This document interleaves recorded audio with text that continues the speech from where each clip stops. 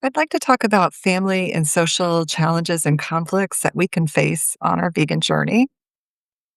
I'm going to talk about three mindset shifts that can help us navigate these with greater ease and peace.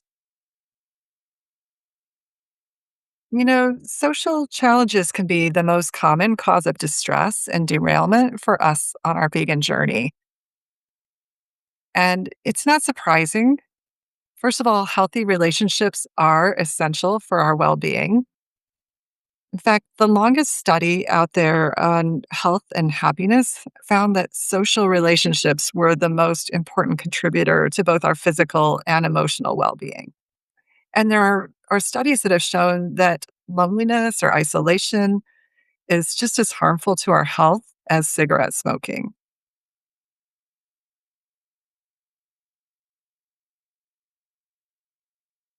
And, as vegans, we are still the minority in culture, even though there's been a growing interest in plant based eating and vegan lifestyles, we still face, at social events and family events that we sense that we're going against the tide of social norms. And, what I learned after becoming vegan is about this concept of carnism. It's this invisible belief system that permeates society. It's a term that was coined by Dr. Melanie Joy that basically describes this societal belief system that conditions us to eat certain animals and to believe that that is natural, normal, and necessary. So, as vegans, we are still in the minority and we may sometimes be caught off guard by other people's defensiveness when we mention that we're vegan or bring up something about veganism. We don't sometimes realize how deep that conditioning goes because we expect that, when people hear what we've learned, that maybe they're going to want to change too. And sometimes are disheartened or, it's stressed or disillusioned when we find other people who are compassionate people still don't want to hear about it or make the change.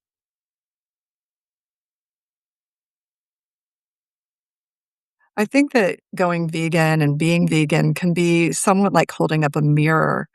And that's part of where that defensiveness can come from, because it brings up all the unconscious inner conflicts that we hold around the treatment of animals and choices we make about our health and food and being sustainable.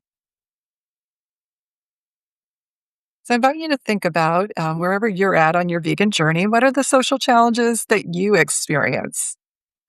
Maybe it's living with a family member who does not live a vegan lifestyle, and how do you navigate food and meals and things like that, and other choices that reflect these vegan values. How do you handle social gatherings or holidays that might center around animal-based foods? How do you handle comments that come up, or just the misunderstandings or kind of disconnect that can be there? I invite you to think about those challenges as I talk about the three mindset shifts that I will be sharing. And all these challenges bring up some tough emotions at times. We can feel disconnected or isolated or sad, just when we go to a restaurant and we don't see any, options on the menu. That can be disheartening. When we go to an event and see animal foods, that can bring up emotions. And when we have another conversation where we just don't feel understood or connected, it can make you feel sad or disheartened. So, what can you do?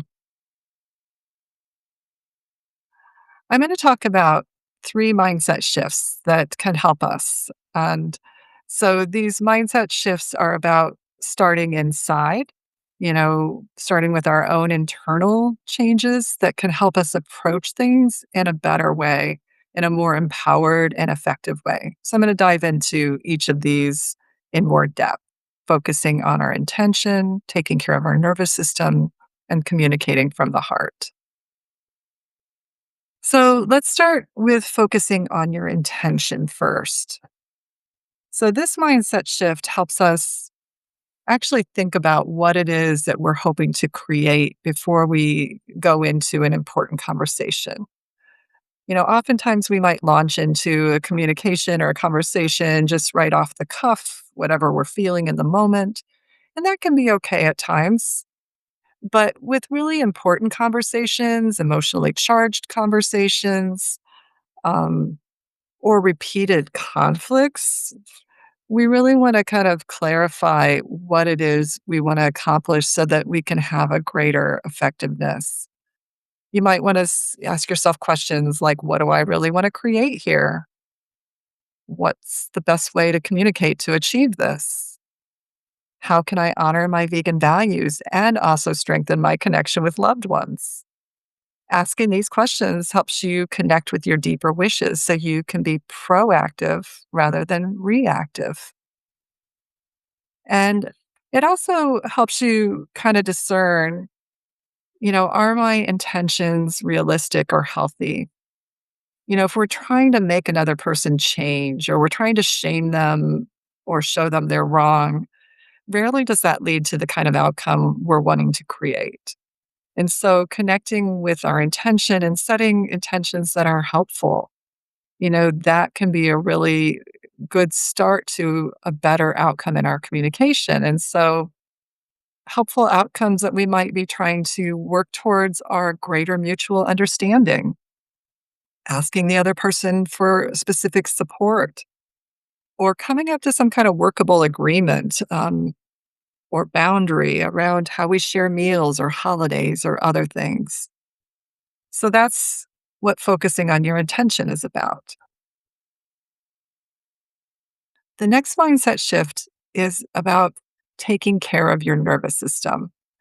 Now, this might not be the first thing that occurs to you, when you're thinking about having a conversation, but hear me out. It's really important.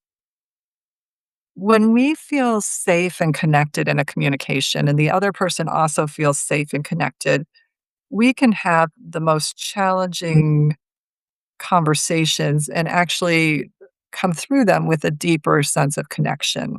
We can talk about disagreements, we can talk about areas where we see things differently.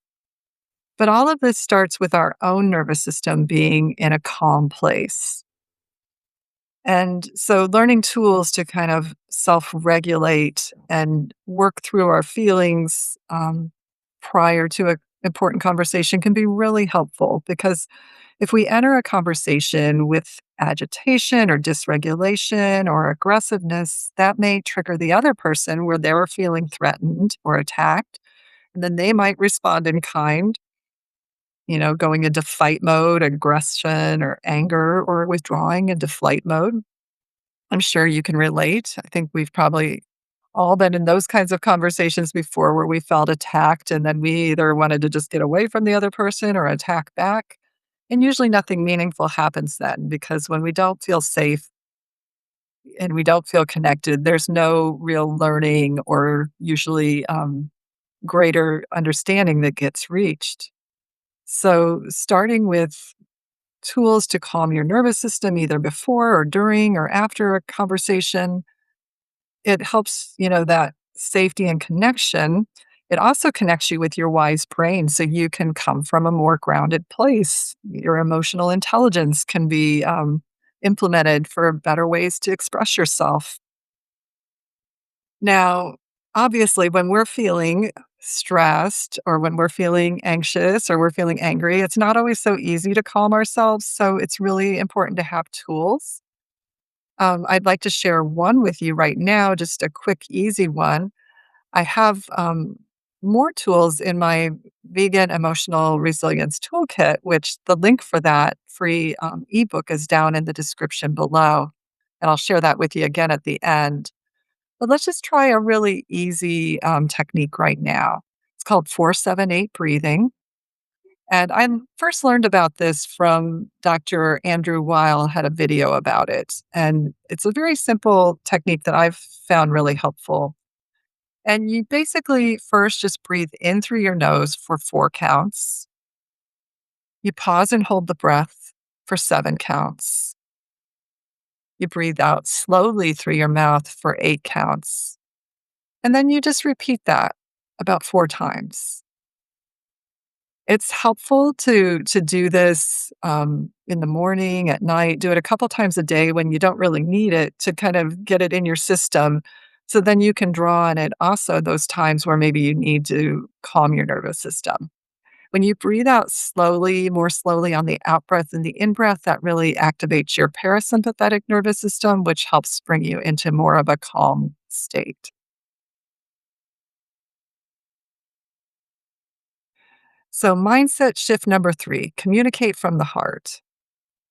Now, a lot of times this can be a real shift for our way of thinking about these important conversations because sometimes we get into just wanting to give information or prove that we're right or get our point across, and that's understandable. And especially with a topic like veganism, where we're really wanting to advocate for animals, for sentient beings, for our planet, even for our loved ones' health.